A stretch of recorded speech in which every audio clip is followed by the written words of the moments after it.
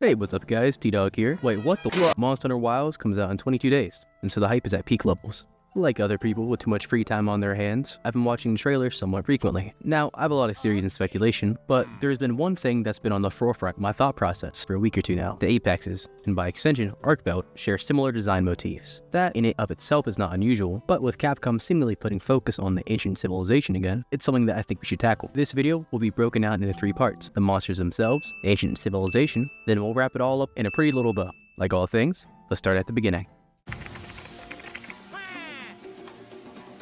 So far, there's been 3 Apex monsters introduced to the game: Rey Dau, Uth Duna, and the Udra, each representing their own class respectively: a flying wyvern, a leviathan, and a cephalopod. I say so far because I have some theories that we'll tackle in the 3rd part. Hey, editor T-dawg here. Quick thing, the 6th trailer has been released, and I'm pretty sure they showed off the new Apex for the Ice Shard Cliffs. Looks like a leviathan as well. Starting with Rey Dau, it has the standard Wrath build. It even has the same pose in the render, dog. That's very interesting, Capcom drawing that parallel. But let's pin that for later. It's relevant to my closing theory. Rey Dau is the first big kahuna introduced into the game's rollout, immediately becoming a catalyst for speculation. People threw around the idea: Thunderbirds, laser beams, possible mythological ties, stuff like that. For good reason, it by itself could be the flagship, and I don't really think people would be upset. The developers and designers really cooked this one. Full gas, hibachi style. Sorry, I kinda got lost with how cool Rey Dau is. Switching to the design itself, Rey Dau is a beautiful contrast between a popping aerialite yellow and a cool almost green-blue gray, with an orange accent along its extremities. It's definitely spiky, having them run down the backs, the legs, and the underside. It has a little horn thingies that rats have. Again, interesting. While it's possible it's an evolutionary trait or whatever, I believe it might be more than that potentially. Alongside its wings and torso are an interesting wave-like design. Again, keep note of this, because you're going to notice a pattern. Finishing on Rey Dau, let's look at its nest. There's really nothing natural about it. It's just a cavern brimming with bioenergy and lightning. Or something. I could be overlooking it, but it isn't a comfortable living scenario for anything. Whatever's going on with this creature, it lives for combat. Moving on to our 2nd Apex, Uth Duna.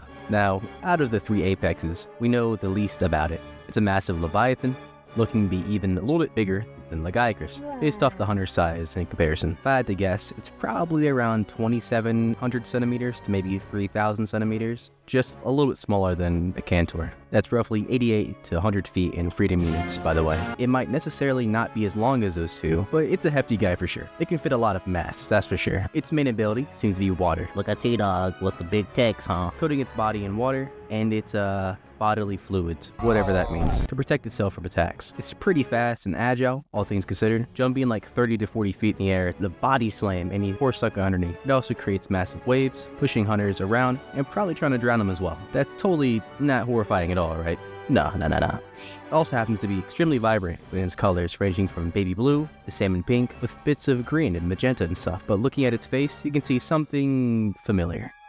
Yellow wave-like designs. Now, I took a look at its stomach the best I can, and I personally don't see a similar design, but I would be curious to see how the fins look once the watery veil is pierced. Their reference. We don't get to see its lair, but hopefully we can see it during the 2nd beta. Editor T-dawg here again. No, it didn't happen. Next up, the Udra, the Oil Well Basin's apex monster. I plan on making this analysis a little bit more in depth than my previous video, which I completely nerded out. The Udra is a cephalopod, seemingly a third of the size of the other Splatoon representative, Nakarkos. Now, don't get it twisted. It's not a small monster by any means. If I had to throw my wager at its size, I'd say it's probably in the ballpark of anywhere from 1,700 to 2,000 centimeters. It has 6 tentacles, along with 2 little ones on its face, looking almost like a mustache in my opinion. On top of its dome are 2 horns. Personally, I don't know a lot about cephalopods having horns, but if you do, let me know if it's a thing in the comments. Starting off with the fight, it's completely oily and murky, having no visible color besides the underside of the tentacles. Then, after some persuading, the Udra decides, "Yeah, dude, we'll just fucking figure it out, dude. Fucking set herself on fire, dude." And then it does. Immediately, its eyes light up alongside its horns, which kind of makes me question what exactly they are. Whenever you manage to knock it down temporarily, that's when the Udra's true colors show. Literally. Like the other Apexes, it's covered in a jagged stripe-like design. It's an emerald-esque color with a dark hole that contrasts beautifully. With the oil gone, you can see that the energy emanates from more than just the eyes. It seems like whatever power that this eldritch octopus draws from, it comes from the very core itself. Towards the end of the IGN video, we can see that with the cut-off tentacle, that it potentially changes color, this time looking more yellowish. With that being the last of the word vomit, let's briefly cover the ancient civilization. So, the ancient civilization. There's a lot of lore, but the issue is a lot of it is now deemed non-canon. So everything must be taken with a little smidgen of salt. Now, I'm not going to be one of those YouTubers who just read a wiki page, but I am going to present the information that is known. So, technically the world of Monster Hunter takes place in a post-apocalyptic setting. Now, there's no zombies or irradiated creatures, but we are in fact in the end times to an extent. You see, the previous society was far more advanced than anything we have today. Pretty much all the tech that exists was rediscovered and reverse engineered. A Dragonator? Rediscovered. You like the switch axe and a charge blade, buddy? Yeah? Rediscovered. Kind of like the Bronze Age in our real world. We're not entirely sure why the ancients disappeared. We see examples of buildings, their temples, and their lives as they're frozen in time in a lot of locations. One thing we know, that the precursors flew too close to the sun when it comes to research. Elder dragons. In the background, I've been showing this pretty badass tower. It looks cool, right? How is it constructed, you may ask?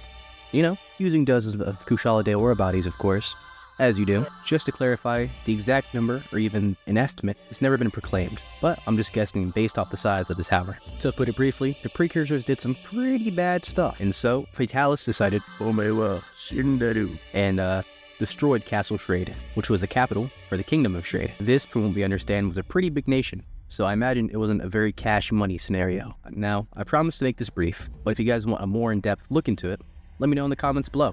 Oh yeah, one other thing. There's an event known as the Great War. Almost nothing is known about it officially, but it could be the reason as to why the world kinda died, at least in the society sense. But as a whole, we have no idea. It's all in the dark, at least for now. So here's what you're all here for. What is T-dawg proposing? What's he yapping about? What is his hypothesis? Why am I watching this video? Well, here's why. My hypothesis wraps around a little-known fella known as Arkveld. This totally not Gormagala-inspired monster is a flagship for Wilds. All throughout the maps and exposition of the newest game, we can clearly see the dark reminders of the ancient civilization. Arkveld is described by the lore as a species long thought to have been extinct. Its ecology remains shrouded in mystery. A species deemed extinct? Well, that goes against everything the guild represents, so it's unlikely this happened recently. Like in real life, animals can be deemed extinct for decades or centuries before being rediscovered. With that, I don't think it's too unlikely for the species to have been hunted en masse during the time of the precursors. Chains, restraint, and being wounded by the past seem to be the main theme of Wilds, with Nada, Arkveld, and the environments we visit.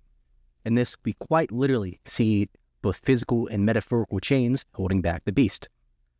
Why should we only presume that this applies to Arkveld? We don't know its motive, but we do know it seems to have an affinity for the apexes. In the 6th trailer, we can see it purposely going after Rey Dau to absorb its energy. Why is it doing this, you may ask? My theory is that Arkveld, in its journey of vengeance, wants to destroy humanity by all means. We know in the past that the ancients have messed up with the natures and biology of monsters, so who's to say that they didn't dabble around in already known monster DNA? What if the apexes, as we know them, are the result of man? Rey Dau being based off the Wrath gene specifically, Uth Duna taking inspiration from various leviathans, and the Udra from a species we haven't seen yet. The fact that these creatures all seem to have these designs might be the imperfections of science. This next part might be my weakest link, but I still want to include it for the purpose of discussion. The equal dragon weapon.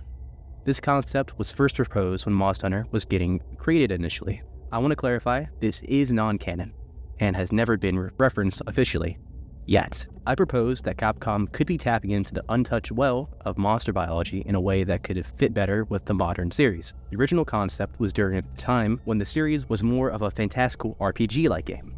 Well, this could be developers looking back and seeing something. We already have examples of them doing this. Look at Devil Joe's design, Valhazak, the Insect Glaive, heck, even recently when they took Espinas from a game that was previously thought as non-canon. Now, truthfully, the equal dragon weapon is a conundrum in the lore. It's both non-existent, but has also been observed at least once by the guild. Monster Hunter is different from other series, where all the facts are through the perspective of the guild researchers, so everything in a sense is hearsay. But for this, let's assume Capcom is for a fact retouching this subject. Let's do a deep dive on the design and lore of Arkveld as we know it. Arkveld has these crescent moon-like horns, and chains that adorn its wings.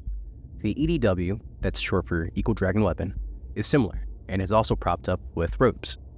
Now, that's a nitpick you could argue, But check this out. According to the non-canon lore, the EDW, being made up of hundreds of monsters, could control all elements. Arkveld can control Dragon Element, which renders all other elements useless when said thing is afflicted with Dragon Blight. Name a better way to slay monsters than making their abilities non-functional. That could have been Arkveld's purpose, its species' purpose. But in their hunt for perfection, the precursors led to the creature's extinction, and as such, Arkveld, being presumed the last of its kind, is fighting back. One interesting thing is the quest that you fight Arkveld in the beta is called Chained Arkveld. What if, at some point in the future, maybe the final time you fight it, it becomes unchained, allowing it to use its full set of abilities? Now, Monster Hunter Wilds has a lot of parallels with Monster Hunter 4 Ultimate, and I believe it's the spiritual successor of it. Is it too far-fetched to say that Arkveld and Gormagala have a similar storyline where they overcome their trials and tribulations to become the strongest version of it that it can? For example, Gormagala became Shagrumagala. What if whatever's going on with Arkveld, it becomes something else? Or if it doesn't become something else, it's protecting something else. Every Monster Hunter game has their flagship and then the actual final boss. We know nothing about it, which makes sense. Capcom isn't gonna show their full hand right now. What if this thing that Arkveld is hiding, if Arkveld itself isn't the equal dragon weapon, what if it is hiding the equal dragon weapon? That way humanity can never, ever touch it again, as it knows when humanity steps too far into the darkness, the black dragon consumes.